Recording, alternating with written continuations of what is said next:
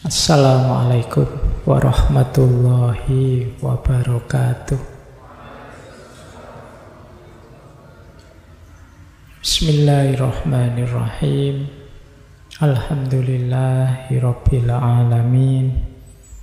Assalatu wassalamu ala asyrafil anbiya'i wal mursalin Sayyidina wa maulana Muhammadin wa ala alihi wa ashabihi wa man tabi'ahum bi ihsanin ila yaumiddin. Amma ba'du. Bismillah, mari kita lanjutkan lagi belajar bersama kita, ngaji filsafat kita setiap malam Kamis. Ini konsepnya mulai digeser oleh Seligman dari happiness menuju well-being. Well-being itu kesejahteraan.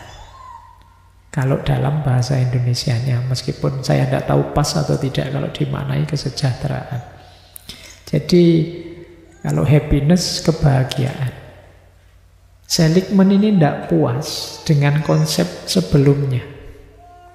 Di mana titik ketidakpuasannya? Dia menjelaskan begini. Dulu saya berpikir bahwa topik psikologi positif adalah kebahagiaan. Standar emas untuk mengukur kebahagiaan adalah kepuasan hidup. Dan tujuan dari psikologi positif adalah untuk meningkatkan kepuasan hidup.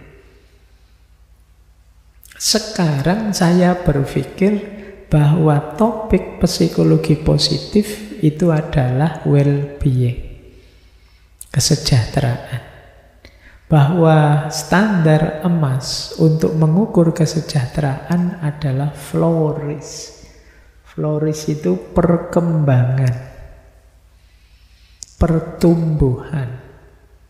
Jadi untuk tujuan psikologi positif adalah untuk meningkatkan perkembangan. Teori ini yang saya sebut dengan teori kesejahteraan sangat berbeda dengan teori kebahagiaan. Dan perbedaannya memerlukan penjelasan. Nah ini, jadi ini yang saya sebut, ini qaul qadimnya. Pandangannya Seligman tentang kebahagiaan gaya baru yang beliau sebut well-being dengan titik tekan pada flourish. Bagaimana kita bisa berkembang? Nah ini nanti titik tekannya berbeda. Ambil nafas dulu. Ayo, saya khawatir saja isinya teori-teori banyak sekali. Kalau terlalu banyak itu biasanya ya komentarmu ala pak ya. Enak kalau diceritakan saja, menjalankannya itu kamu kan mesti begitu. Makanya kasih jeda sebentar biar kamu bisa mengambil jarak dengan yang tadi ya. Tadi dimulai dari optimisme, pesimisme, kemudian 3 jenis kebahagiaan. Dan yang terakhir malam hari ini kita akan belajar tentang flourish, tentang well-being, kesejahteraan. Yuk kita mulai. Inilah rumusnya well-being.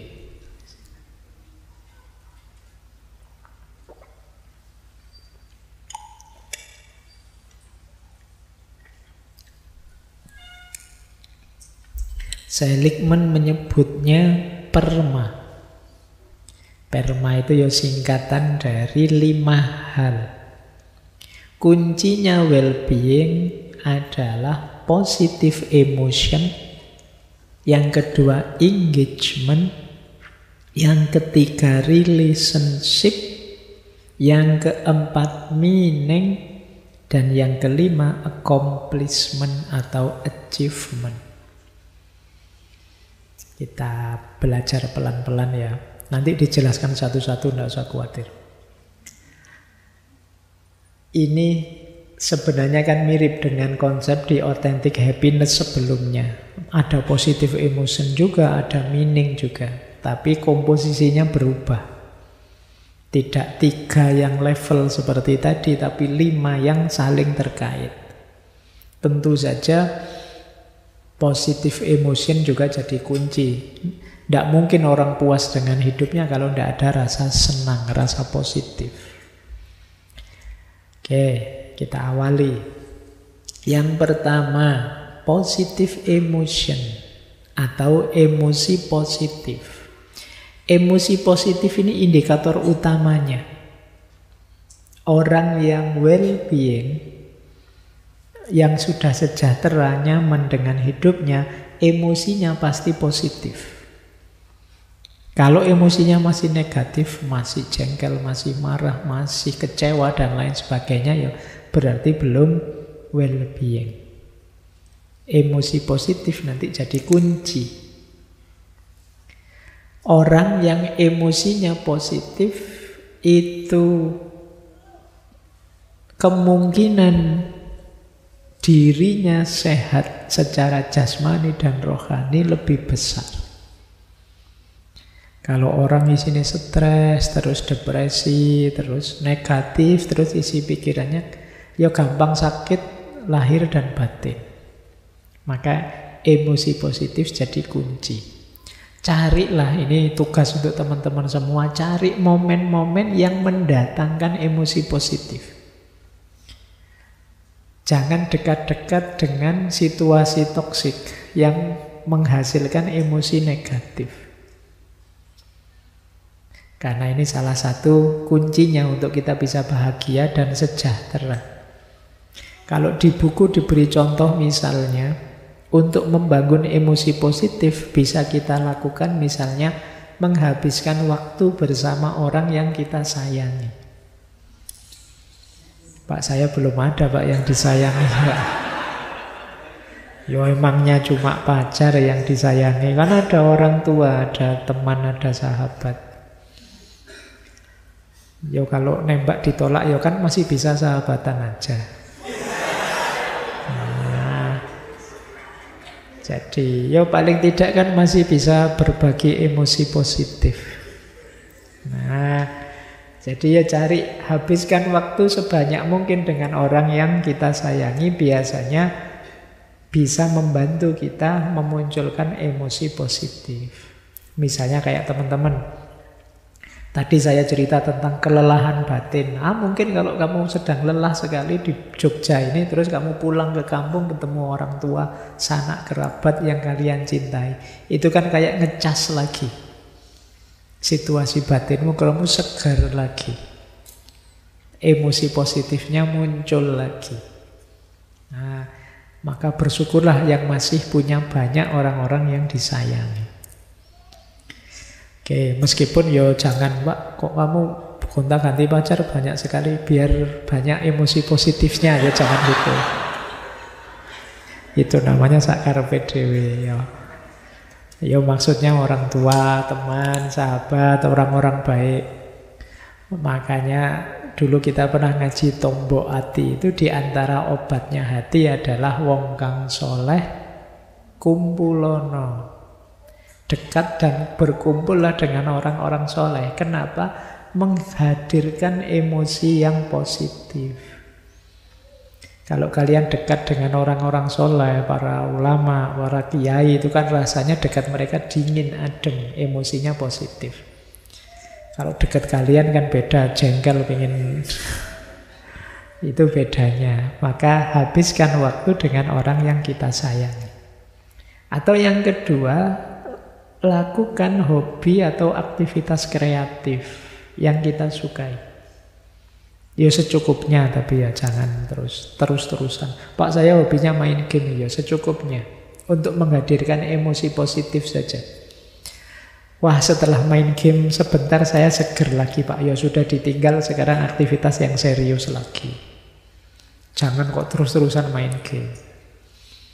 Game yang memang membangkitkan semangat positif ya, jangan game yang saya tidak tahu ada tidak di sini yang kalau main game sambil teriak-teriak misuh-misuh. Banyak ya. Lah yo, sampai HP ini dhewe dibanting-banting. Wong yo dirinya yang tidak mampu kok yang disalahkan HP-nya. Nah, jadi cari hobi secukupnya saja. Kalau memang kita ini sudah lelah, emosi kita drop, kan penting kita membangkitkan emosi yang positif. Boleh juga, wong ini contoh ya, boleh misalnya mendengarkan musik. Ya musik yang menenangkan tentunya, membangkitkan emosi positif. Tapi ya monggo saja, itu kan selera masing-masing. Mungkin ada, Pak, saya tenangnya itu kalau mendengarkan musik-musik koplo itu, Pak, saya tentram. Ya monggo saja. Mungkin ada yang sukanya klasik. Monggo saja. Boleh. Jadi biar stabil lagi dari kelelahan tadi. Atau berkontemplasi, berefleksi, kita memikirkan apa saja yang membuat kita bersyukur. Itu biasanya emosi positif muncul. Alhamdulillah ya, sampai semester 13 ini saya masih kerasan, masih. Ya, ternyata saya itu termasuk orang-orang yang gigih mencari ilmu. Yang lain sudah berguguran, saya masih belajar terus. Oke ya, sampai teman saya sudah jadi dosen, saya masih setia kuliah saja. Tidak apa-apa wis. Itu kan berpikir yang positif membuat kita bersyukur sehingga hadir emosi positif. Membuatmu jadi tenang. Jadi yang pertama ini ya, caranya untuk berkembang, flourish. Kalau emosimu negatif terus, ya kalian tidak akan bahagia, tidak akan well-being, tidak akan sejahtera. Yang kedua, engagement. Engagement atau flow. Atau istilahnya Seligman itu, engagement itu kita menyatu dengan ritme hidup, menyatu dengan musik. Jadi engagement itu kita melakukan aktivitas kebaikan apapun secara terlibat, kita hayati, kita fokus, kita rasakan. Engagement itu, kata Seligman, you go into flow when your highest strength are deployed to meet the highest challenge that come your way. Kita berhadapan dengan tantangan paling hebat dan kita menggunakan kekuatan kita paling maksimal sehingga melahirkan hidup yang produktif, yang kreatif. Itulah engagement, flow. Kita tidak takut menghadapi apapun tantangan zaman, kita bisa menghadapinya karena kekuatan kita yang 24 tadi hidup semua. Ini namanya orang yang bisa flow, bisa mengalir. Ini wacana ini berhubungan dengan mindfulness. Banyak di antara kita yang tidak bisa menikmati hidup, tidak bisa flow, tidak bisa mengalir, tidak mampu terlibat. Jadi tidak menikmati aktivitasnya hari ke hari. Gimana caranya, Pak, biar kita bisa engage, biar kita bisa mengalir, bisa flow? Ini beberapa contoh juga. Karena ini salah satu syarat untuk kita bahagia juga. Yang pertama apa? Ayo berpartisipasi dalam aktivitas yang memang kita punya passion, kita sukai. Ini meningkatkan flow. Kalian kok kuliah di jurusan yang kalian cintai, itu kan kamu tekun kuliahnya, senang. Karena sama ilmunya kalian juga senang. Kalian ada passion di situ. Coba kamu pilih sendiri ya, saya itu suka apa, tidak suka apa. Kamu hidupkan yang kamu suka. Apapun itu aktivitasnya. Mungkin ngaji ini, mungkin kuliah, mungkin apalah, termasuk sekedar nongkrong di angkringan, nikmati itu. Kita sering jadi orang yang melayang terus. Raganya di sini, pikirannya di mana? Nanti raganya di angkringan, pikirannya di mana? Kita tidak pernah menikmati momen. Kadang-kadang kita makan saja ya disanding HP. Kita tidak menikmati suapan demi suapan betapa nikmatnya nasi kucing di depan saya. Karena mata kita tertuju ke HP sambil misu-misu nonton postingannya orang. Tiba-tiba nanti habis 3 bungkus, dianggapnya masih 2 bungkus. Itu namanya bukan flow ya.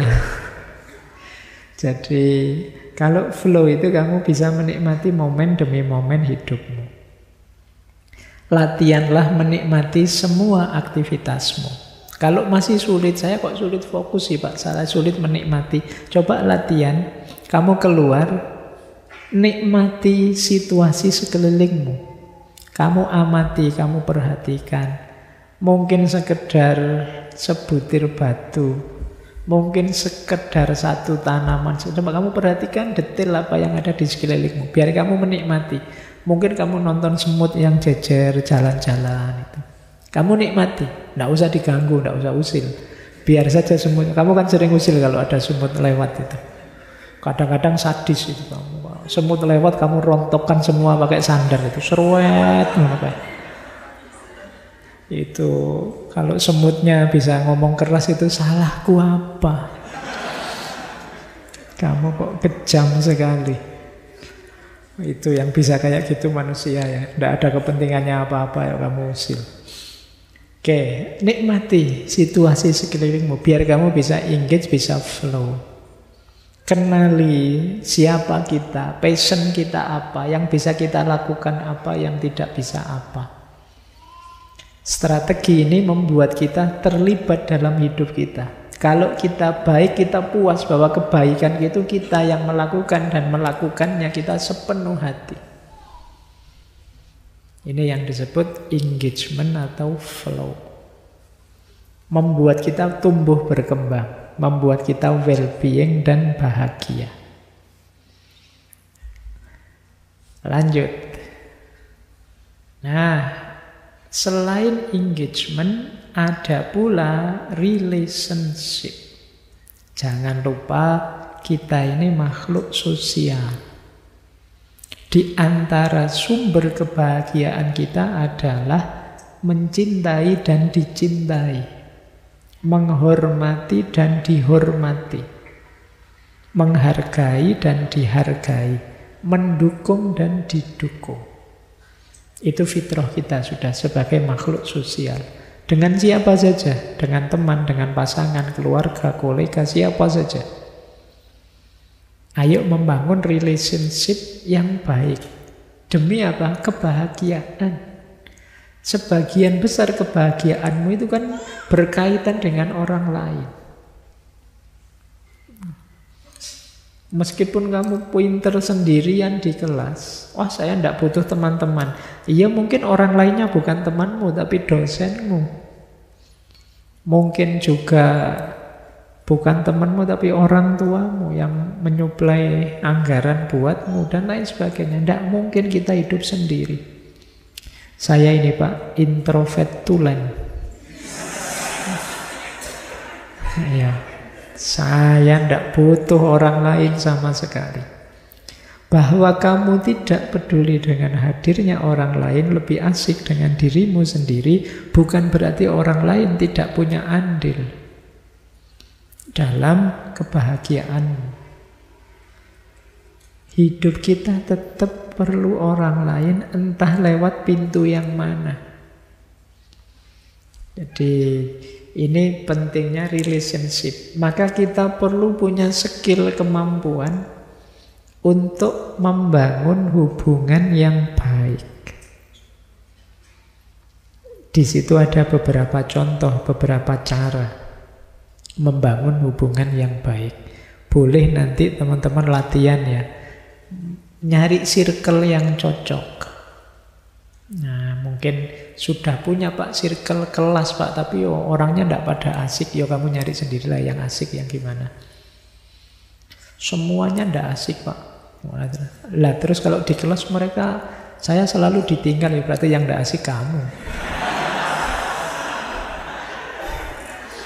Ya. Oh, yang lain bisa nyambung, kamu sendiri yang tidak bisa nyambung. Jadi ya latihan cari circle yang cocok, yang baik, yang bisa saling mendukung, yang saling menghargai. Latihan memulai ngobrol. Di situ ada petunjuk. Coba latihan memberi pertanyaan pada orang dekat yang tidak terlalu kita kenal. Latihan mengakrabkan diri. Ini sebenarnya karena yang nulis Martin Seligman, orang sana, orang Amerika, mungkin yang gaya hidupnya cenderung individualis. Jadi ngobrol dengan orang yang tidak dikenal itu barang langka. Oh, bandingkan di kita di Indonesia, wow itu pokoknya jejer mesti ngobrol. Kalau di sini kan tidak mungkin tidak ngobrol, sudah mesti ngobrol. Dari sisi ini kita menang sebenarnya. Kalau sekedar peradaban nongkrong dan ngobrol itu kita juara sudah. Jadi kita punya keasikan sendiri, punya strategi sendiri untuk cepat dekat dengan orang. Nah itu khas kita sudah. Relationship kita bagus. Ya kadang sering dipuji orang kita itu ramah, kita itu familiar, murah senyum dan lain sebagainya. Dari sisi ini lumayan kita. Murah senyum. Ya meskipun belakangan dikritik mulai mahal senyum. Mulai sering kenceng, sering tidak santai. Nah itu. Oke. Ayo latihan menjalin pertemanan dengan orang-orang sekitar kita. Bila perlu, menghubungi lagi teman lama yang sudah putus. Nah, ini juga mungkin kita sudah menang lah. Agama mengajarkan silaturahmi dan lain sebagainya. Jangan lupa ini juga sumber kebahagiaan. Dibenci orang itu menyakitkan. Tidak dihormati orang itu menyakitkan. Tidak dicintai orang juga menyakitkan. Sulit kita bahagia kalau relasi kita jelek. Latihanlah membangun relasi yang baik. Lanjut. Nah, selanjutnya tadi kan perma. Ini M-nya, meaning. Makna. Meaning itu berarti sesuatu yang lebih besar dari diri kita. Jangan egois hanya mikir diri kita sendiri. Kalau bisa kita bisa mempersembahkan diri kita pada sesama. Ini sering saya pakai istilah kesadaran profetik. Kesadaran profetik itu kesadaran kenabian. Seperti para nabi. Para nabi itu kan tidak berhenti di titik puncak kualitas dirinya. Tapi ketika sudah memuncak, ya selanjutnya bagaimana caranya mengajak umatnya mengalami puncak yang sama. Itu Nabi. Dia tidak ingin masuk surga sendirian. Nunggu umatnya semuanya masuk surga. Itu kesadaran profetik. Kalau kata Muhammad Iqbal, ini tandingannya kesadaran mistik. Kadang-kadang dalam konsep mistik atau sufistik tertentu, orang itu fokusnya hanya memuncaknya dirinya. Kalau sudah memuncak dekat dengan Allah sedekat-dekatnya, itulah final, selesai sudah. Entah dengan istilah wahdatul wujud, kah ittihad, kata musyahadah, tapi ini dipandang sebagai akhir perjalanan. Beda dengan kesadaran profetik, sudah memuncak tapi tetap ingin berbagi lagi. Tidak hanya ingin dirinya yang puncak, tapi dia ingin membagi pengalaman puncaknya. Nah, orang yang bisa berbagi, itu dia akan lebih puas, lebih bahagia. Jalannya banyak, bisa lewat sosial, politik, bisa lewat agama, komunitas, dan lain sebagainya, banyak. Sama seperti tadi rumusnya, berbagi pada sesama. Ada beberapa tips untuk membangun makna hidup. Yang pertama, boleh teman-teman kalau mungkin jangkauannya ingin lebih luas, ya bergabung saja dengan organisasi atau lembaga yang tujuannya memang pengabdian kepada masyarakat. Tujuannya memang membantu. Bukan yang mencari profit, tapi yang memang benar membantu. Libatkan diri di sana. Itu membuat diri kita lebih berarti. Banyak lembaga-lembaga sosial yang teman-teman bisa ikut membantu di sana. Yang kedua, lakukan aktivitas-aktivitas yang menghubungkan kita dengan banyak orang. Saya siap sih Pak membantu, tapi gimana ya Pak, saya tidak punya teman, saya tidak punya relasi, saya membantu siapa juga tidak tahu. Bantu tetangga juga tidak kenal itu. Ya berarti kamu kurang relasi itu. Jalannya apa? Yuk kamu perbanyak relasi. Pingin saya Pak ngajar misalnya di sini anak-anak kecil itu ngaji. Tapi gimana caranya ngundang mereka ya Pak? Itu berarti kamu kurang gaul. Gitu. Mungkin kamu terlalu banyak di kamar saja, di rumah saja. Tidak banyak kenalan di luar. Ayo dimulai, tidak usah malu-malu. Punya banyak teman itu lebih banyak untungnya dibandingkan tidak punya teman. Entah dalam aspek apa. Kemudian coba difikirkan, kita kan punya bakat, punya kemampuan, punya kompetensi tertentu. Kira-kira bakat kita itu bisa membantu orang lain secara bagaimana ya? Pak, saya itu tidak punya bakat apa-apa. Bisanya ya main game itu saja misalnya. Coba kamu berpikir, keahlianmu main game itu bisa membahagiakan orang lewat jalan yang bagaimana? Apa kamu buka kursus privat gratis, petunjuk main game, caranya nge-cheat atau apa piye ngono. Ya itu contohnya ya, kamu kan masing-masing punya bakat, punya kemampuan, apalagi seusia kalian bakatmu banyak pasti. Asal kamu mau saja kamu bisa berbagi banyak hal pada sesamamu. Tinggal kalian mau apa tidak, itu saja sebenarnya. Insya Allah kalau teman relasi kalian sudah banyak lah. Coba dipikir mulai sekarang, apa sih yang bisa aku berikan di levelku ini, dalam usiaku saat ini, dalam situasiku saat ini. Itu akan membantu kita menemukan makna hidup yang membawa kita bahagia. Inilah yang disebut meaning. Yang kelima, A-nya, accomplishment. Accomplishment itu prestasi, kemampuan, penguasaan, atau kompetensi. Ini juga membahagiakan. Jadi, mari punya target-target dan bahagia dengan itu. Orang yang tidak punya kebanggaan sama sekali tentang dirinya, sulit percaya diri. Orang yang tidak percaya diri ya sulit sukses. Wong dia dengan dirinya sendiri tidak percaya. Jalan suksesnya jadi sulit.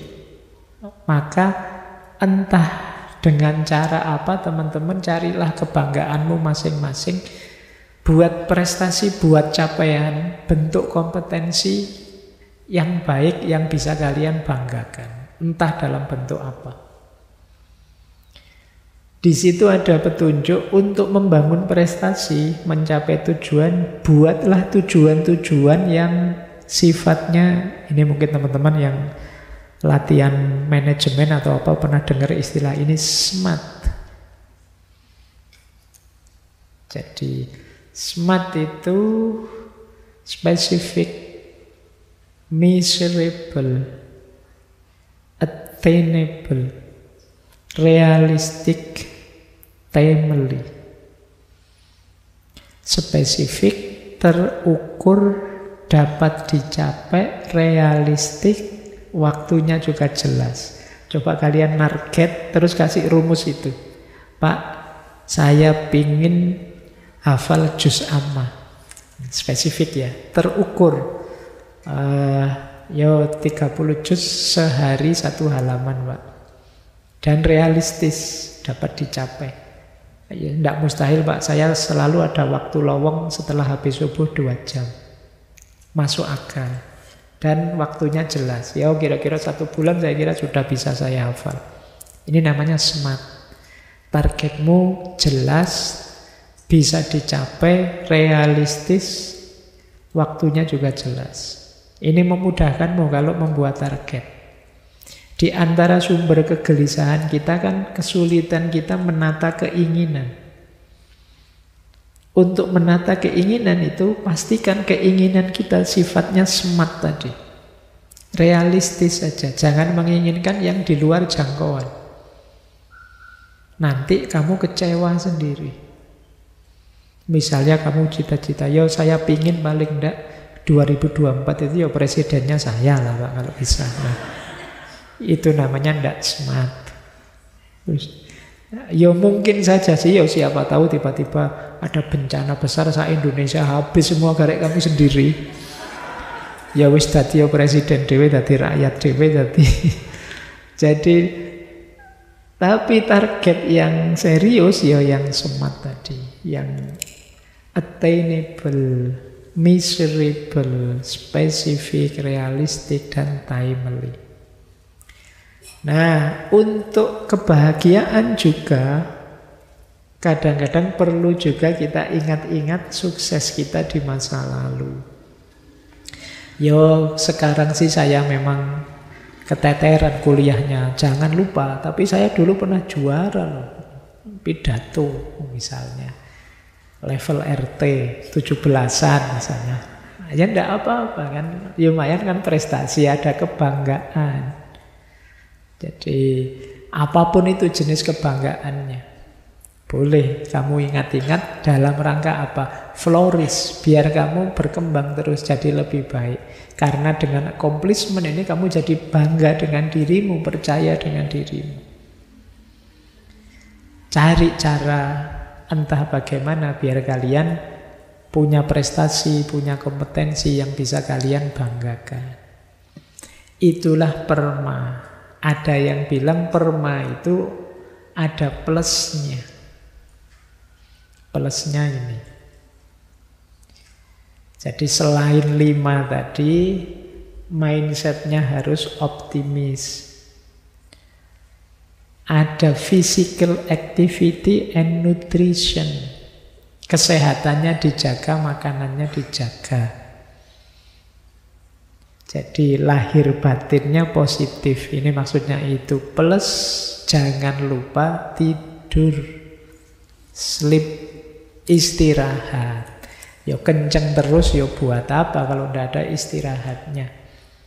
Pak, saya sukses Pak, permanya berbuah semua. Saya sekarang luar biasa.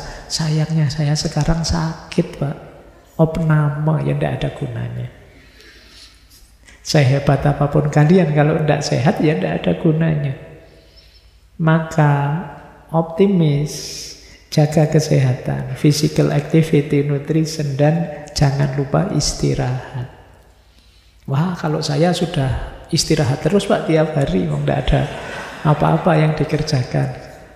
Ya wis ndak apa-apa, yang penting ada yang bisa dilakukan dari perma tadi. Yang terakhir saya lakukan dulu Pak, tidur dulu.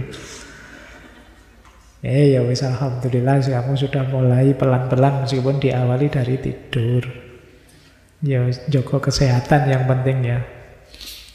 Saya kemarin ada yang tanya, Pak, lebih baik mana?